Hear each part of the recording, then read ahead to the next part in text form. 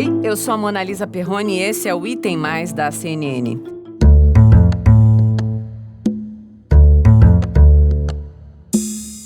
I'm Chris Wallace of Fox News, and I welcome you to the first of the 2020 presidential debate between President Donald J. Trump and former Vice President Joe Biden.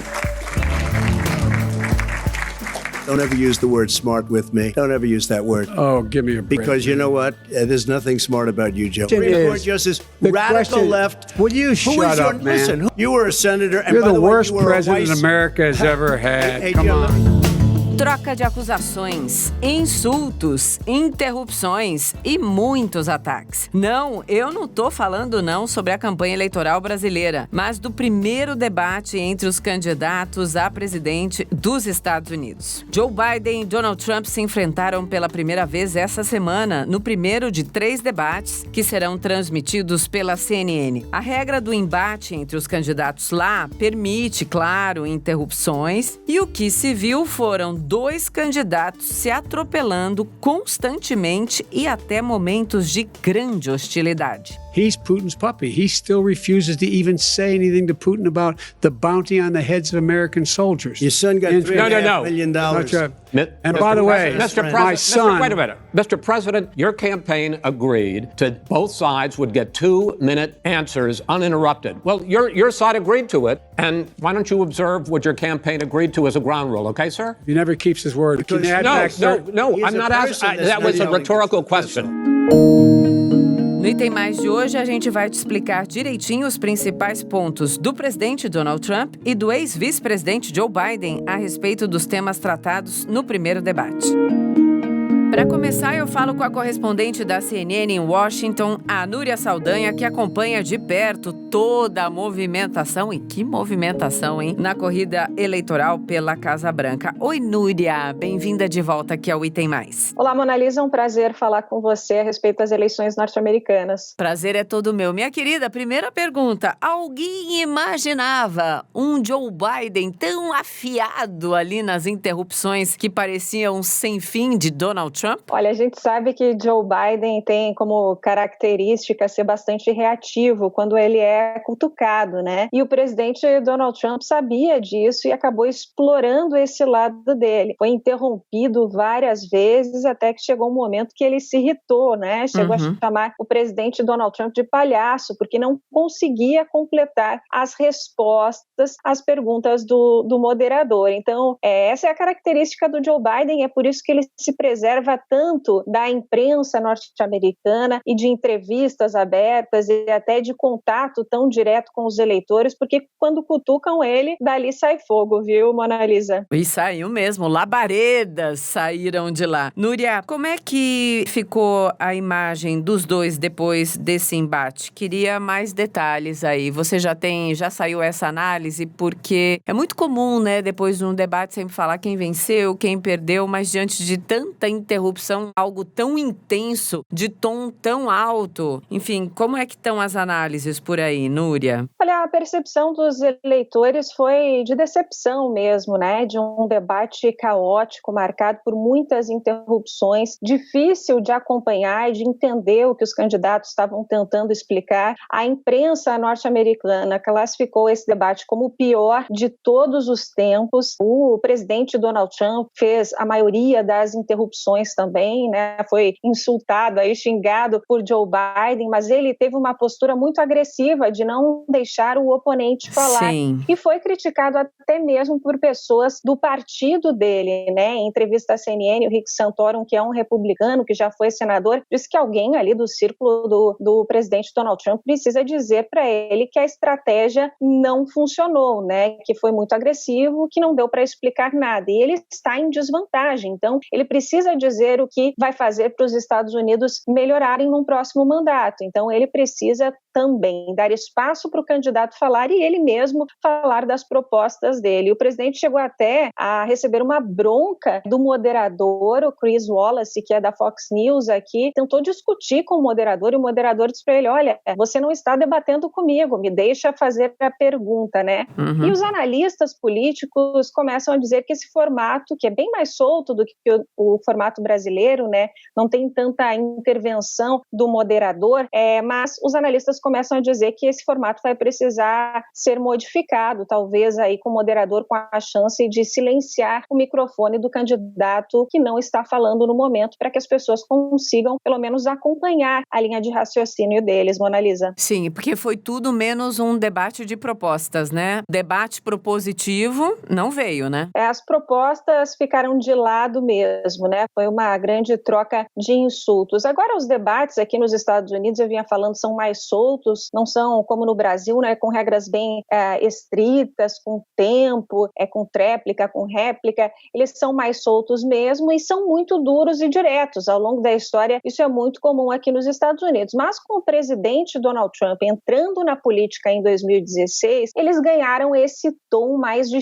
xingamento mesmo, né? Porque ele coloca apelido nas pessoas, ele vai para o lado pessoal. No embate contra Hillary Clinton em 2016, ele chamava ela de Crooked Hillary, né? Que é desonesta, e ela chamou ele de fantoche do presidente russo Vladimir Putin. Então, o presidente Donald Trump, nos debates, tanto nas primárias do Partido Republicano em 2016 contra Hillary Clinton, já trouxe esse tom, né, mais acalorado, digamos assim, partindo para o lado pessoal, para os apelidos, e tentando interferir realmente no equilíbrio psicológico do adversário. Outra questão ali é a nomeação da juíza Amy Barrett, né, para a Suprema Corte. O STF dos Estados Unidos, vamos dizer assim, para fazer uma comparação. Os democratas acusam, né, os republicanos de terem vetado uma indicação do presidente Obama lá atrás, porque estava em campanha, mas agora Trump fez a sua indicação há dias da eleição. Explica pra gente então, Núria, qual que é o peso dessa possível nomeação?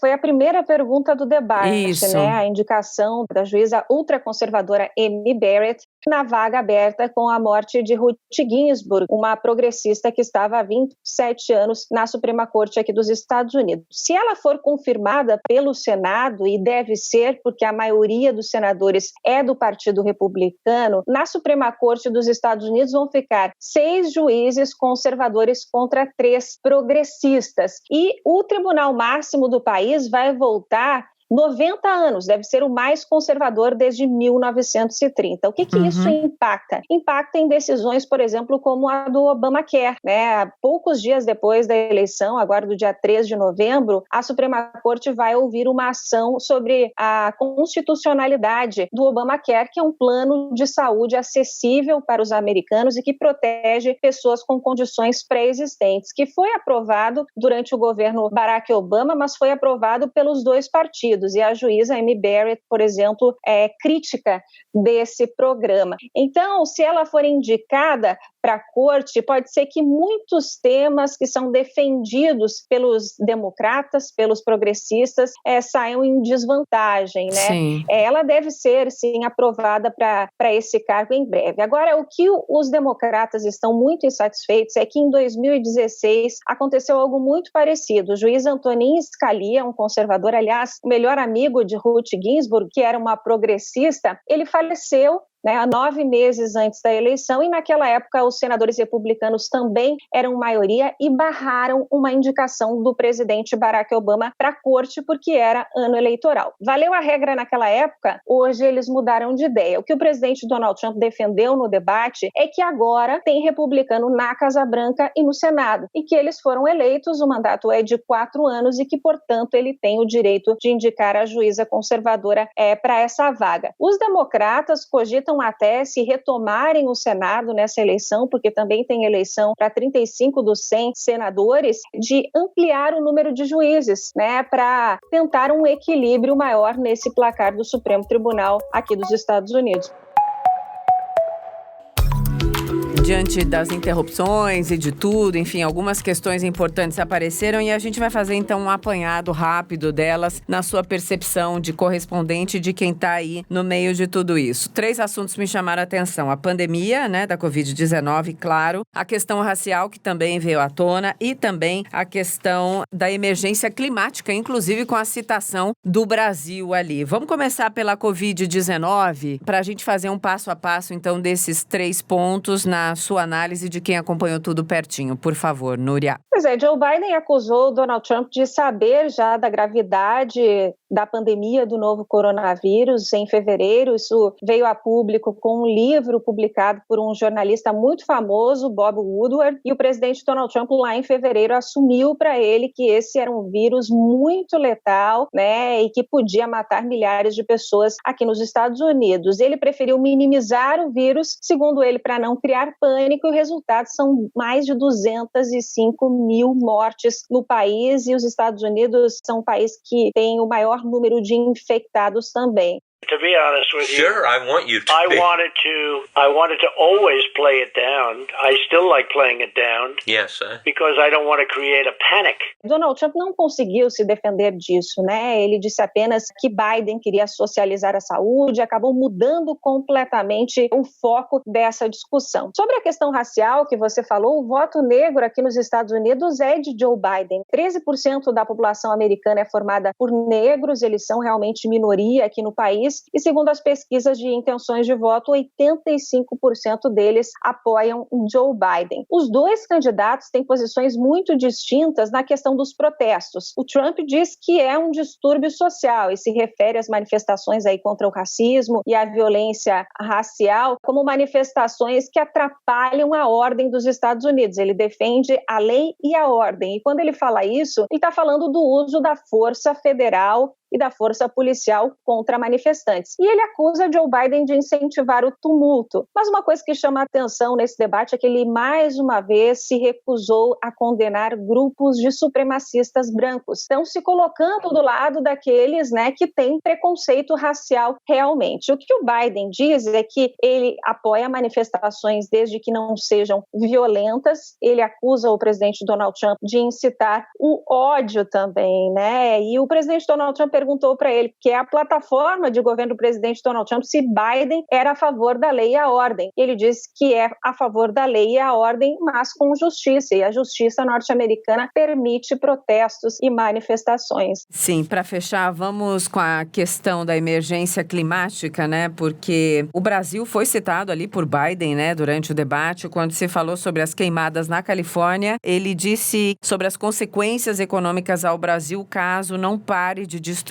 as florestas. Queria saber se esse ponto específico também repercutiu aí. Repercute sim, né? E é importante para o Brasil porque, independentemente de quem vencer na Casa Branca, quem vencer essas eleições, o Brasil é a segunda maior economia do continente e isso vai ter impacto nas relações entre o Brasil e Estados Unidos. O Joe Biden, ele deve colocar os Estados Unidos de volta no Acordo de Paris sobre as mudanças climáticas e ele deve sim pressionar países que não tomam cuidado com as suas riquezas naturais e com o meio ambiente. O que isso pode resultar para o Brasil? Uma pressão pelo lado do governo norte-americano, se for gerido por Joe Biden, em relação à proteção do meio ambiente e da Amazônia. E isso pode bloquear acordos entre os países. Por exemplo, tem um acordo bilateral de comércio bastante avançado nas negociações entre Brasil e Estados Unidos. E aí o Joe Biden poderia, por exemplo, usar a questão da Amazônia como um empecilho para fechar esse contrato. E um outro problema é para os produtos americanos, né? Eles podem começar a ter restrições, especialmente produtos agrícolas, de entrada aqui nos Estados Unidos por virem de áreas que não protegem o meio ambiente ou áreas de desmatamento. No caso do presidente Donald Trump se reeleger, ele é mais acessível, digamos assim, ou mais leve nessa questão do clima. Aliás, tirou os Estados Unidos do Acordo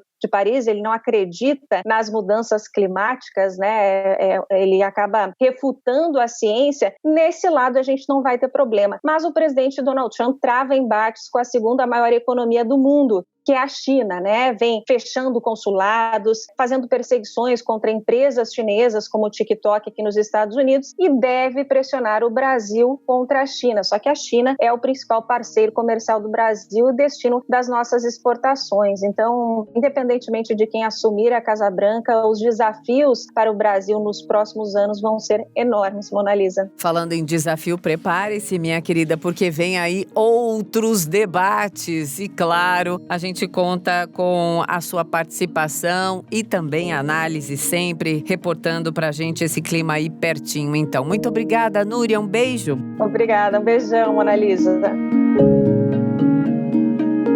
Na segunda parte do episódio, eu falo com o nosso analista de internacional, meu colega Lorival Santana. Oi, Lorival, bem-vindo de volta ao Item Mais. Oi, Mona Lisa, um prazer falar com você e com os nossos ouvintes. Querido, o prazer é todo meu. Posso começar com uma curiosidade? Você já viu algo parecido de tão desafiador para tradutores no mundo? Além do que aconteceu nesta terça-feira, ao vivo, aqui na firma, Lorival? Achei fantástico o trabalho dos nossos intérpretes, dos nossos tradutores simultâneos. Eu também.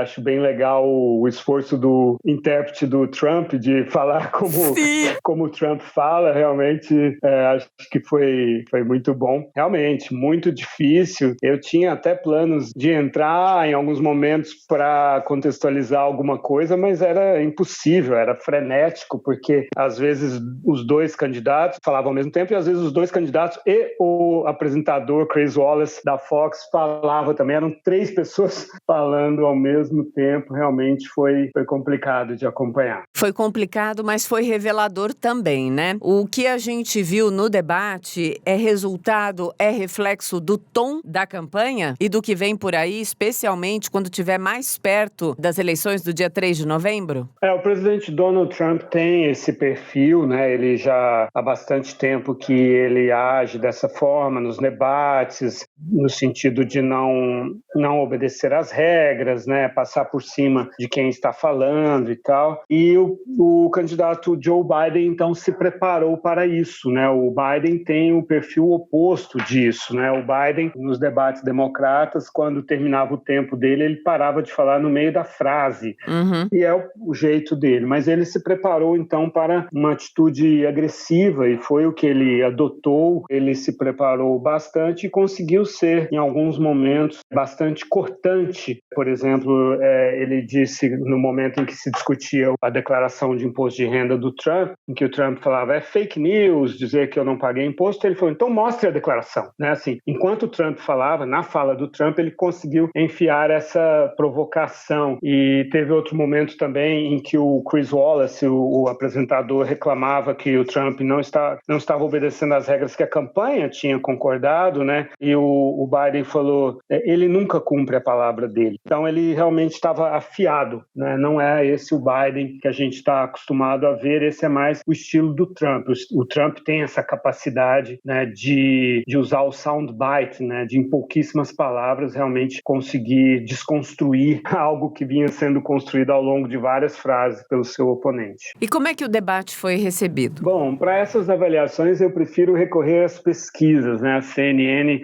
fez uma pesquisa e a dinâmica foi muito interessante porque ela pegou o mesmo grupo de 568 entrevistados, eleitores, e ao longo da semana antes do debate perguntou a expectativa deles. E aí 56% achavam que o Biden se sairia melhor e 43% que o Trump se sairia melhor. Isso reflete mais ou menos a própria composição das intenções de voto, né? Está um pouco acima, está 13 pontos de diferença, a diferença é de 8 pontos nas principais pesquisas. Mas aí esse mesmo grupo foi ouvido, então, depois do debate. E 60% disseram que o Biden se saiu melhor e apenas 28% que o Trump se saiu melhor. Então é interessante que a gente cruza esses números e vê que uma parte dos que tinham uma expectativa não positiva em relação ao Biden acharam que ele teve um bom desempenho, uma parte dos que acreditavam que o Trump se sairia melhor acharam que ele se saiu pior. Então acho que isso aí mostra que o desempenho objetivamente do Biden foi melhor, né? Sobre aquela questão de como é que um debate político impacta o eleitorado, vocês todos que estavam ali analisando e reportando também na cobertura pré-debate diziam que, se eu não me engano, 13%, né, de eleitores estavam indecisos, então que o pós-debate poderia afetar pouco, né, que a maior parte da população já se declarava decidida, já se declarou decidida. Dá para dizer isso, Lorival, de que o debate pode influenciar pouco, embora a gente está falando do primeiro, tem mais outros dois, né? Essa pergunta tem duas dimensões, e aí eu vou recorrer aos números da CNN também. Em 2016, houve também 3 debates, mais ou menos na mesma época do ano, setembro e outubro, entre a Hillary Clinton e o Donald Trump. E essa mesma pesquisa foi realizada, né, sobre quem se saiu melhor, e a Hillary no primeiro teria ganhado de 62% a 27%, e no terceiro de 52% a 39%. Então, a margem da Hillary foi igual ou maior do que a do Biden neste momento. E, no entanto, a Hillary perdeu a eleição. Essa é a dimensão da intenção de voto. É claro que a Hillary ganhou a eleição no voto majoritário, no voto nacional, mas perdeu no colégio eleitoral, mas não ganhou na margem nacional, na votação nacional por essa margem. Então, houve um estreitamento, né? Agora, em relação a outra camada da questão que eu sempre acho mais importante é o engajamento, a mobilização do eleitorado. Isso é importante, sobretudo para o Trump. Por quê? Porque o eleitorado democrata está mais acostumado a votar pelo correio. Porque ele tem muitas vezes um nível de poder aquisitivo menor, tem mais dificuldade de sair do trabalho para votar numa terça-feira. E soma-se a isso que os democratas, segundo as pesquisas, eles estão mais preocupados com a Covid. Então, tudo isso somado, calcula-se que metade dos eleitores vai votar pelo correio. Já houve 1 milhão de votos pelo correio até agora, né? Então, considerando tudo isso, o Trump tem que ser capaz de convencer o eleitor dele a comparecer no dia 3 de novembro, porque ele é menos propenso a votar pelo correio, né? Então, esse esforço de mobilização. E, aliás, o Partido Republicano está fazendo um trabalho muito importante, batendo de casa em casa nos Estados Unidos inteiros para mobilizar o voto republicano e até converter alguns votos independentes ou até mesmo democratas, né? Os democratas estão fazendo menos esse trabalho de porta a porta porque têm mais preocupações com a Covid.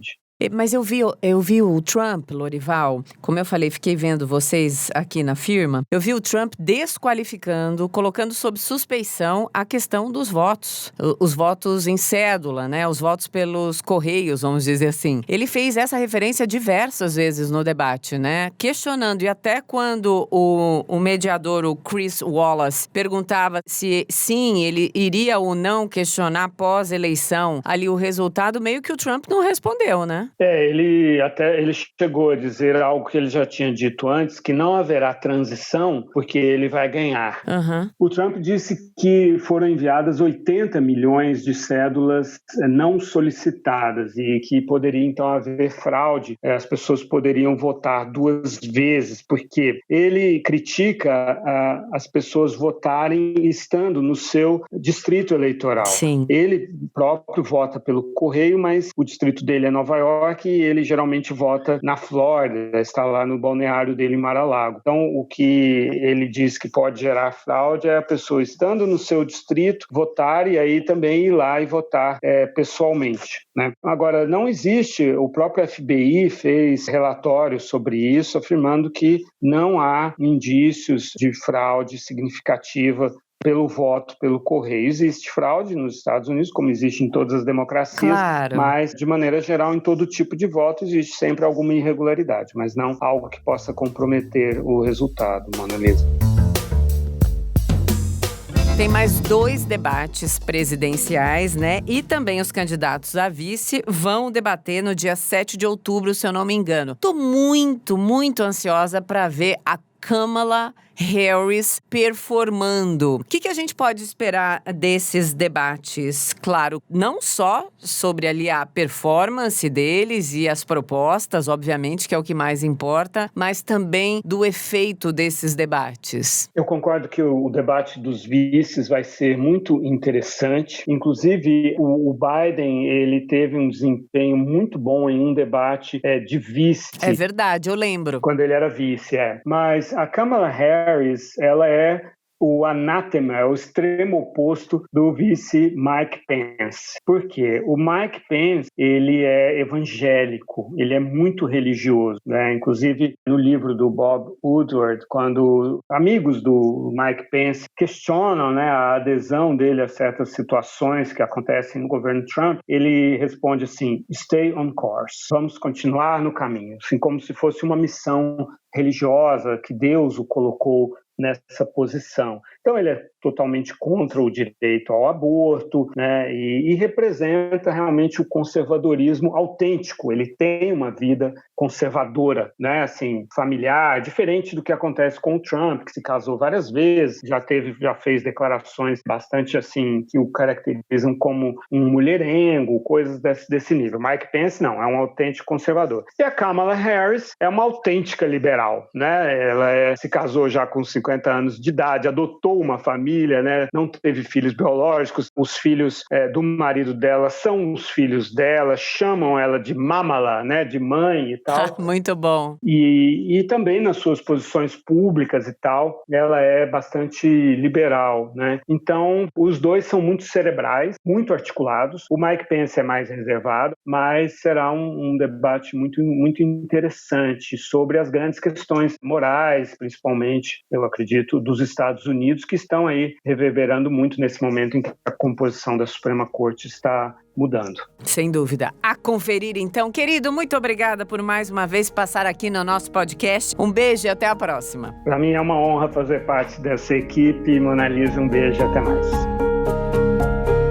Hoje colocamos lupa ali sobre a política americana, mas claro, a gente está de olho também nos lances importantes da política no Brasil e do mundo, sempre. Então amanhã tem mais assunto para a gente ouvir aqui no Item Mais. A gente se ouve sempre. Em pé.